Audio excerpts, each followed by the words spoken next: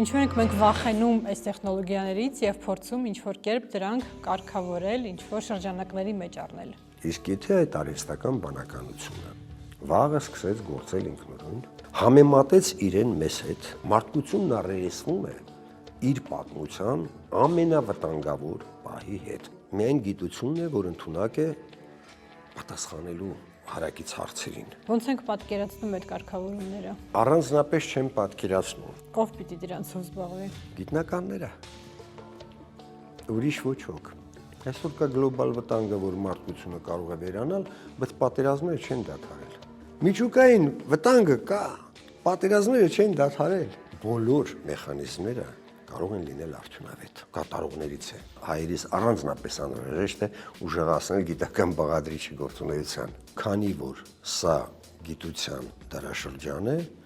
ապա չլինել դրա մեջ նշանակում է